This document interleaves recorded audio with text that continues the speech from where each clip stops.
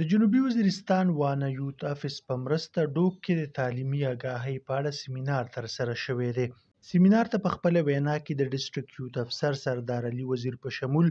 نورو ویناوالو وویل چې د تعلیم په میدان کې د خوشګواره ماحول رامنځته کولو لپاره به ټولو ته مشترکه جدوجهد کول وي.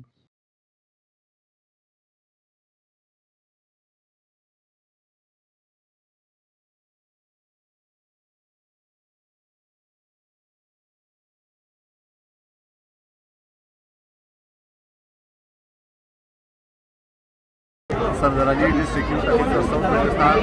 دا نن پروګرام چې کوم دا د ایجوکیشن سیمینار و موږ په خپل حال کې د ایجوکیشن د اویرنس د پوره ګرځي مختلف سیمینار کې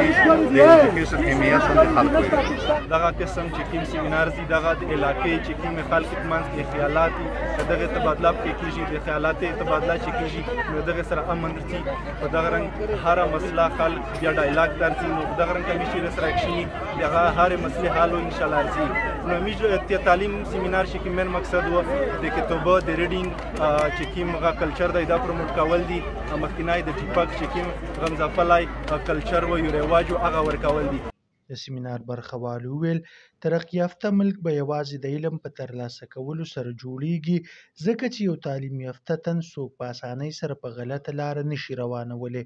او انسان د بهتره تعلیم ترلاسه کولو سره په ښه والي او بدۍ کې فرق کولی شي. موږ راځي چې موږ دا نوی نسل د نوي بچیون دغه داسې بنیاد ورته موږ پروواید کړي چې دا مخکې مستقبل راتلونکی دا روښانه وي. زه په خپله اداره کې لار چې کوم تعلیمات د بنات شعبه چې کوم هغه د پوره موږ وغوښې هغه ځون ته د سکول شعبه جوړه کړه د بنات دپاره دغه دپاره چې کله دا جنکۍ مخکې میټرک و چې کله بیا دوی دیني علوم ته ځي بیا دوی دپاره ډېر سهل اسانتیا وي. دور کې د میر د ادارې جنکۍ حالانکه دومره کوالیفاید سټاف یې نشته نه دی میلاو خو په میټرک کې د میر د مدرسې جنکۍ 1004 1002